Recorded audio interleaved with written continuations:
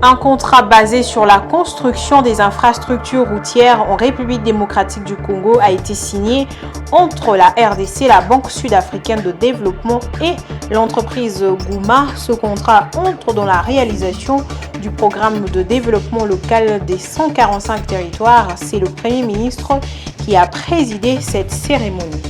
Et à l'international, malgré les efforts du gouvernement sénégalais de lutter contre le chômage, la région de Louga continue à subir les problèmes liés au chômage. Ces investissements du gouvernement n'ont pas encore réussi à inverser la tendance. Il est 19h30, mesdames et messieurs, et c'est l'heure de vous informer. Commençons par cette actualité. En Afrique du Sud, dans la ville de Cape Town, il y a un contrat entre la RDC, la Banque sud-africaine de développement et l'entreprise Gouma pour la construction des infrastructures routières dans le pays. Au nombre de ces infrastructures, il y a notamment les routes de dessertes agricoles avec pour but de faciliter l'accessibilité, booster la diversification de l'économie et accélérer la réalisation du programme de développement local des 145 territoires. La dite cérémonie a été présidée par le Premier ministre. À la tête d'une grande délégation gouvernementale de la RDC à la 30e édition du Forum minier Indaba Mining, le Premier ministre congolais Samalou Kondé a présidé cette cérémonie de signature de contrat. La partie congolaise a été représentée par le ministre d'État en charge des infrastructures et travaux publics, Alexis Guissaro, et le ministre des Finances, Nicolas Kazadi. Il s'agit ici des groupes des banques sud-africaines qui se sont portés volontaires pour financer les projets routiers en RDC. Le Premier ministre a rappelé l'importance du développement des routes pour un pays. Nous savons désormais que c'est le moteur vers la diversification de notre économie. Tout à l'heure, nous étions avec les miniers et notre souhait est qu'ils nous accompagnent aussi également dans cette diversification, notamment à travers l'inclusion numérique sur laquelle, une fois que nous allons avoir ces infrastructures routières, ils pourront aussi nous accompagner dans ce chantier-là ainsi que celui de l'énergie. Kinshasa se montre impatient de voir les travaux dans le cadre de ce contrat être mis en œuvre pour appuyer les efforts gouvernementaux, surtout dans le cadre du programme de développement local de 145 territoires. On a juste profité de ce Mining Indaba et la présence de tous les acteurs pour finaliser cette étape en attendant les prochaines qui vont se poursuivre à Kinshasa. Mais nous sommes impatients, voilà, c'est ça le terme que je vais utiliser, de voir tous ces engins finalement atteindre leur destination, ça veut dire nos 145 territoires. La signature de ce contrat tombe à point nommé car le réseau routier de la RDC accuse un déficit énorme. Il comprend au total 153 209 km, dont 58 509 km de routes d'intérêt général à charge du ministère des Infrastructures et Travaux publics. Ils sont placés sous la gestion de l'Office des routes. Selon les données du ministère, moins de 10% de ces 58 000 km sont revêtus. Restons toujours en Afrique du Sud où s'est tenue la 30e édition de la conférence minière Mining Indaba qui s'est déroulée sous le thème « Exploiter le pouvoir des perturbations positives, un nouvel avenir audacieux pour le secteur minier africain ». Ouverte le lundi 5 février, l'édition trentenaire a pris fin ce jeudi 8 février à Cape Town, en Afrique du Sud. Que pouvons-nous retenir de ces assises? Réponse avec notre envoyé spécial à Cape Town.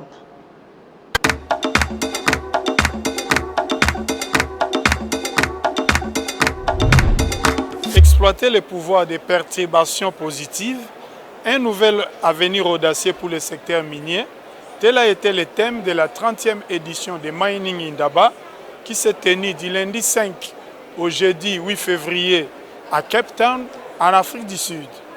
Ce thème a déclenché un dialogue significatif d'une manière jamais réalisée auparavant et les 4 journées de Mining Indaba n'ont pas déçu. La série de panels Voice of Disruption a donné le coup d'envoi des discussions perturbatrices au cours desquels Dikan Wambla, PDG d'Anglo-American, Sinead Kaufman, PDG de Rio Tinto Minerals, David Thompson, directeur général de l'unité commerciale africaine de Newmont, et Dr Mark Bristow, PDG de Barrick Gold Corporation, ont donné les coups d'envoi. Conformément au thème 2024, les organisateurs de Mining Indaba ont déclenché des dialogues significatifs qui s'étendent au-delà de l'événement et transforment radicalement la conversation sur des questions urgentes. 2024 marque le 30e anniversaire de Mining Indaba, qui a connu la participation de plus de 320 exposants, 400 conférenciers, 1000 investisseurs, 450 sociétés minières, prouvant qu'il s'agit du plus grand événement d'investissement minier en Afrique et de rassemblement des ministres, des hauts représentants du gouvernement, des sociétés minières, des mineurs de taille moyenne et junior, d'investisseurs, des services professionnels, ainsi que des fournisseurs d'équipements et de services miniers, sans oublier les médias. Mining Indaba est le lieu idéal pour rencontrer tous les acteurs du monde africain et mondial de l'industrie minière. Il s'agit de l'événement incontournable qui fait avancer l'industrie minière et offre aux participants un accès inégalé à l'ensemble de la chaîne de valeur et aux acteurs les plus influents du secteur minier africain pendant 4 jours, avec un contenu de haute qualité, d'opportunités de négociation et de réseautage B2B. Les rideaux sont donc tombés aujourd'hui à Mining Indaba 2024. Rendez-vous l'année prochaine pour la 31e édition, prévue du 3 au 6 février 2025. Parlons sécurité dans ce journal. Nous allons résoudre le problème avec la négociation sans effusion de sang, sans guerre. Ces mots sont de l'ambassadeur israélien Shimon Solomon qui l'a dit jeudi 8 février au sortir de son audience avec le vice-premier ministre en charge de la défense nationale et ancien combattant Jean-Pierre Bemba. Alors que les autorités congolaises restent fermes sur cette question, Jérusalem propose la voie du dialogue pour régler les tensions qui règnent entre Kinshasa et Kigali depuis la résurgence des M23. À l'instar des États-Unis, de la France et de bien d'autres pays de la région des Grands Lacs, quasiment tous appellent à un règlement pacifique de la guerre de l'Est. La désescalade entre la RDC, le Rwanda et leurs supplétifs ne viendra que par le dialogue, disent-ils. Cette conviction est également partagée par Israël, dont l'ambassadeur en poste à Kinshasa, Shimon Solomon, a été reçu par le vice-premier ministre de la Défense nationale et ancien combattant Jean-Pierre Bemba. Yeah, we met. We have very nice meeting, as always.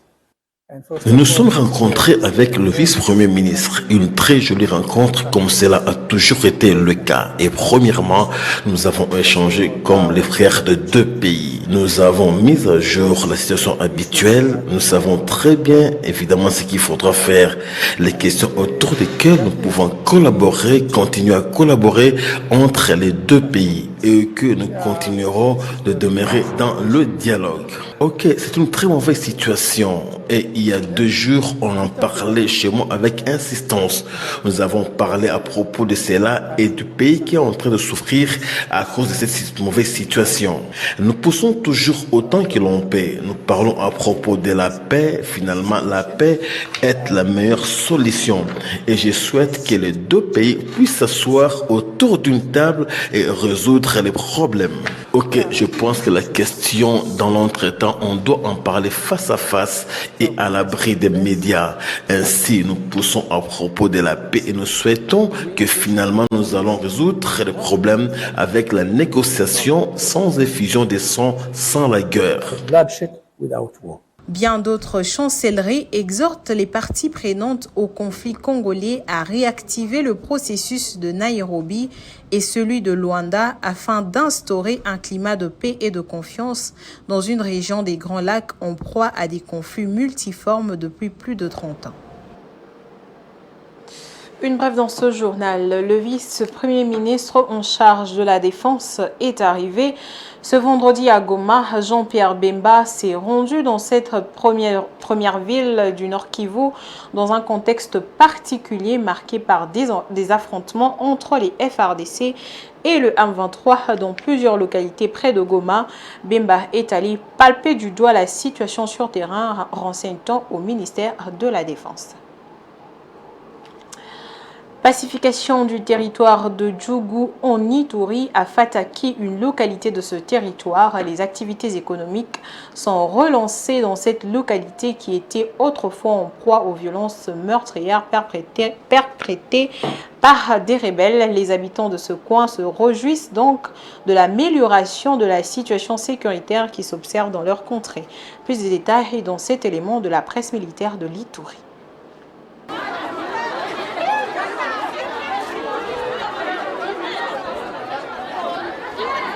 La reprise normale de la vie, des activités champêtres commerciales, le retour de la population, c'est la nouvelle image du centre de négoce de Fataki, localité située en territoire de Djougou, à environ 90 km de Bunia, qui se redresse après plus d'une année où elle a été victime de nombreuses attaques. Tout évolue bien ici, ainsi que la population, il n'y a pas de soucis majeurs. Le chef de Walendu Djati avait vraiment sensibilisé la population. Il a ouvert la route pour Aru. La population marchande d'ici est composée de Lendu et Emma qui font leur activité ensemble. Nous demandons à la population de ne plus avoir peur, plutôt de revenir.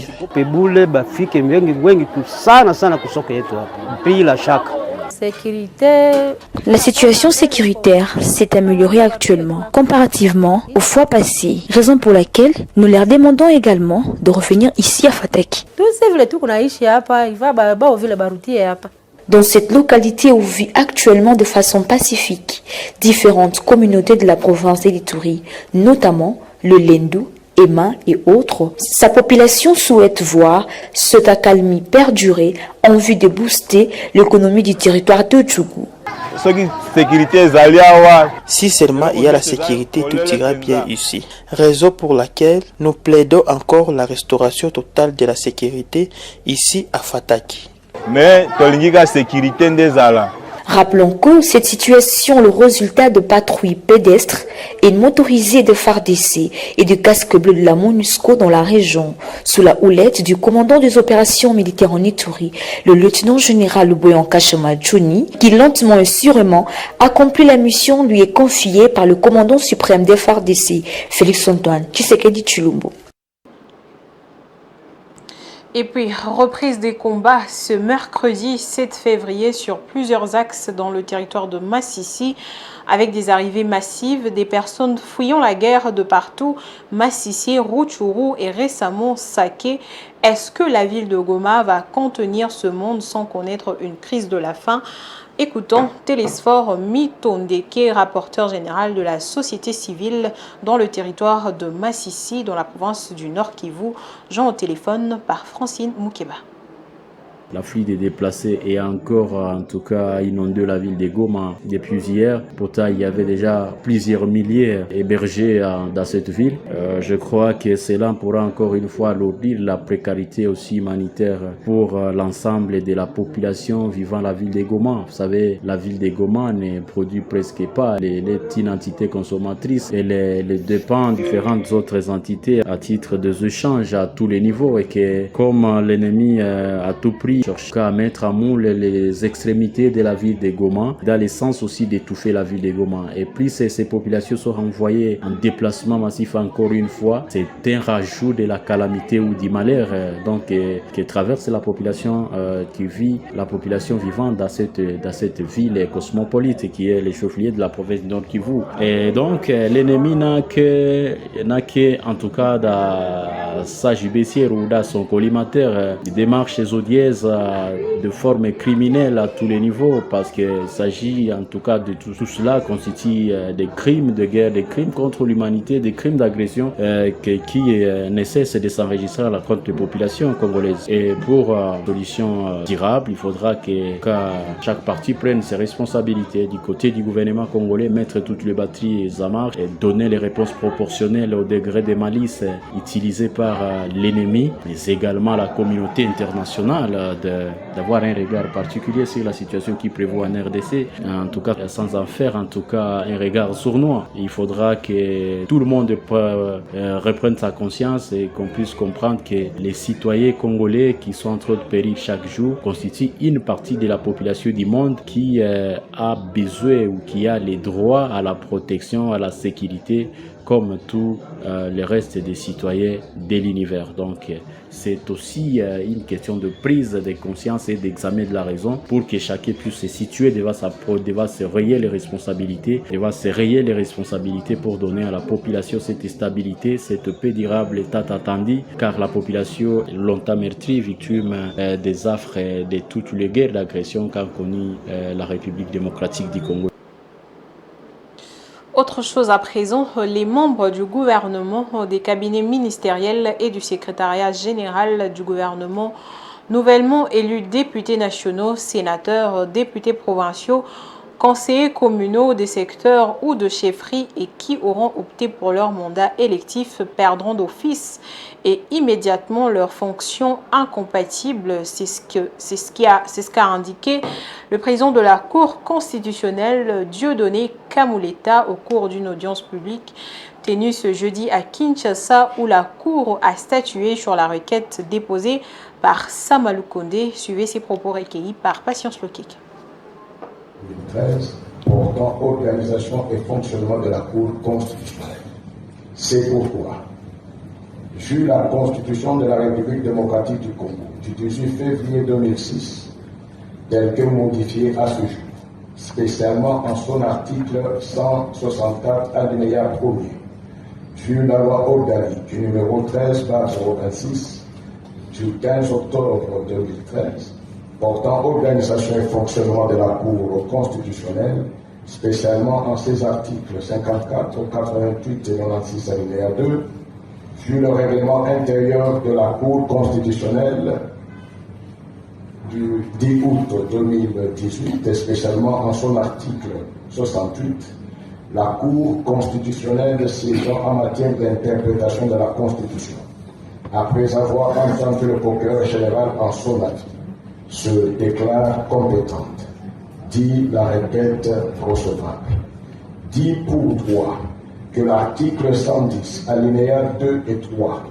de la Constitution s'applique aux responsables publics dont les fonctions incompatibles sont postérieures à la validation de leur pouvoir, tandis qu'en cas d'antériorité, la question tombe sous le régime des droits d'option, c'est entre l'exercice des fonctions incompatibles et la rénonciation à leur mandat électif ou l'inverse.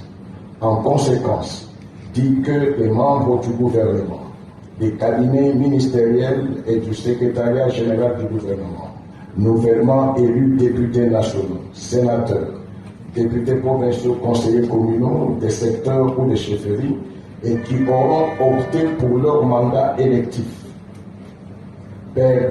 perdront d'office et immédiatement leurs fonctions incompatibles, leur intérim étant assuré de droit conformément à la Constitution, aux lois et règlements de la République. Dit en outre qu'il n'y aura pas lieu à paiement des frais d'espèces.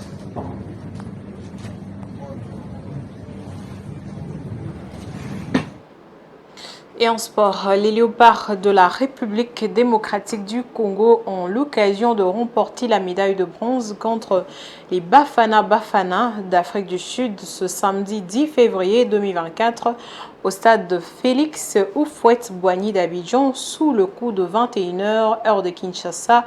En conférence de presse d'avant-match, Sébastien Desabre a émis le vœu de voir ces hommes ramener cette médaille à Kinshasa. Blaise Kouzola au commentaire. Les léopards de la République démocratique du Congo vont faire face aux Bafana Bafana d'Afrique du Sud ce samedi 10 février au stade Félix Houphouët-Boigny d'Abidjan pour la médaille de bronze ou encore le match de la 3e place. En conférence de presse d'avant-match, Sébastien Desabre a émis le vœu de ramener cette médaille au pays. Oui, nous on est extrêmement motivés pour jouer cette 3e place. Quand on s'engage dans une compétition, c'est pour jouer du début jusqu'à la fin. C'est sûr que ça arrive après une grosse déception, mais on est des professionnels, on doit savoir se remobiliser et se remettre à un autre objectif à très court terme, qui est de bonifier cette très bonne canne que nous avons pu faire en décrochant une médaille. Les hommes de Desabre tenteront d'arracher la 3e place comme ce fut le cas en 1998 et en 2015 avec leurs prédécesseurs. Mesdames et messieurs, l'actualité c'est aussi au-delà de nos frontières. Faisons place à la page internationale.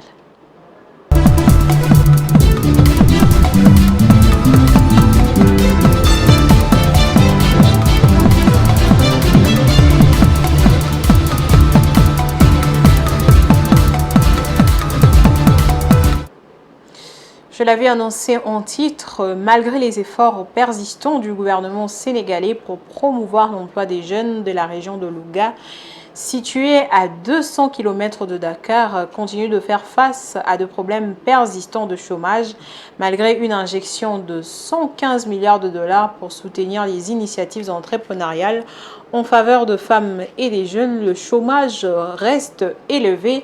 Ces investissements, bien que louables, n'ont pas encore inversé la tendance du chômage, soulignant la complexité des défis auxquels la région est confrontée. Au Sénégal, le taux de chômage a été estimé à 24,1% au 4e trimestre 2021 selon l'ANSD, Agence nationale de la statistique et de la démographie. Une région comme Louga ne peut donc pas éviter cette situation.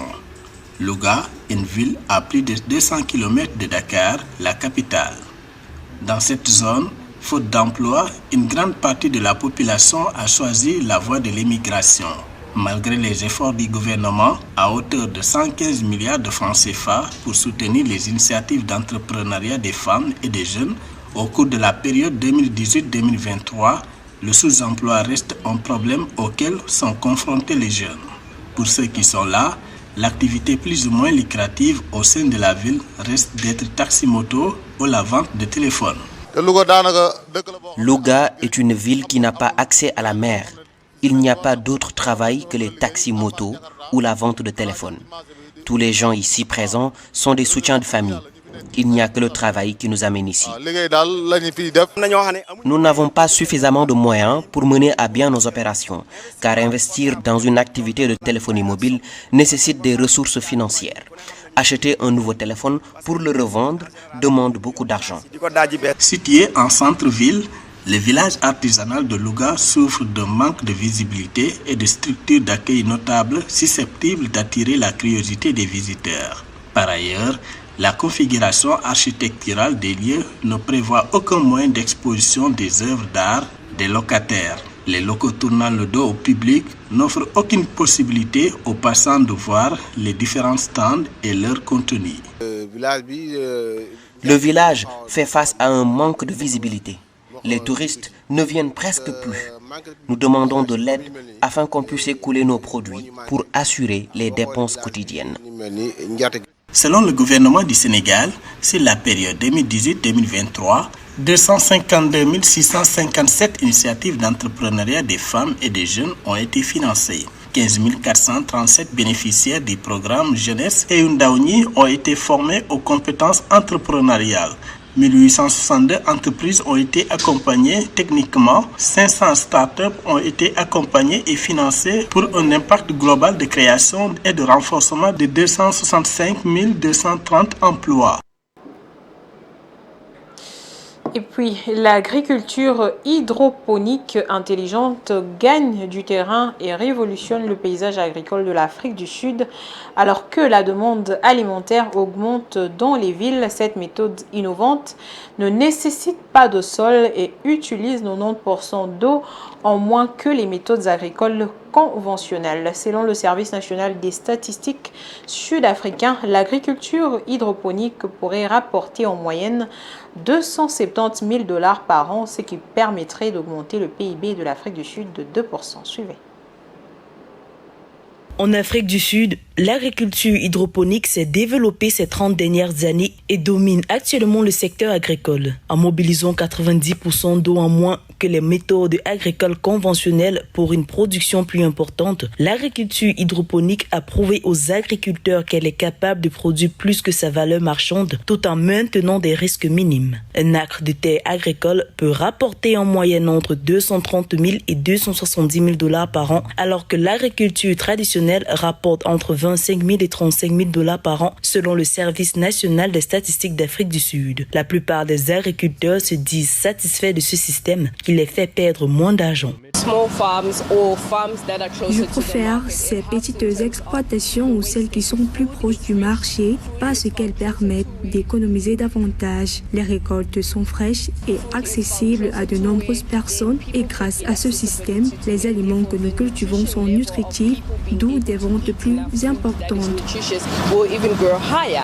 L'insécurité alimentaire est exacerbée par le changement climatique et l'érosion des sols. En Afrique du Sud, environ 61 millions d'hectares de terre, soit environ la moitié de la superficie totale du pays, sont classés comme présentant un risque potentiel d'érosion des sols modéré à grave. La pratique de l'agriculture hydroponique a permis de pallier le problème tout en créant plus de 1000 emplois pour les jeunes diplômés, selon le ministère de l'Agriculture. Nous voulons vraiment encourager les entrepreneurs, en particulier les jeunes, à se lancer dans ce domaine. Le coût est parfois plus élevé en raison des contraintes liées à l'électricité, mais dans l'ensemble, ce système consomme moins et donne de meilleurs résultats. Alors que la sécurité alimentaire devient un enjeu mondial de plus en plus pressant, l'évolution de l'Afrique du Sud vers des pratiques agricoles durables telles que l'hydroponie positionne le pays comme un leader en matière de solutions agricoles innovantes. C'est la fin de ce journal, mais d'abord je vais vous rappeler les différents titres. Un contrat basé sur la construction des infrastructures routières en RDC a été signé entre la RDC, la Banque sud-africaine de développement et l'entreprise Gouma. Ce contrat entre dans la réalisation du programme de développement local des 145 territoires. C'est le Premier ministre qui a présidé cette cérémonie. Vous l'avez suivi dans ce journal. Et à l'international, malgré les efforts du gouvernement sénégalais de lutter contre le chômage, la région de Louga continue à subir les problèmes liés au chômage. Ces investissements du gouvernement n'ont pas encore réussi à inverser la tendance. C'était tout pour ce soir, mesdames et messieurs. Merci à vous de nous avoir suivis et surtout, bonne suite de programme chez vous.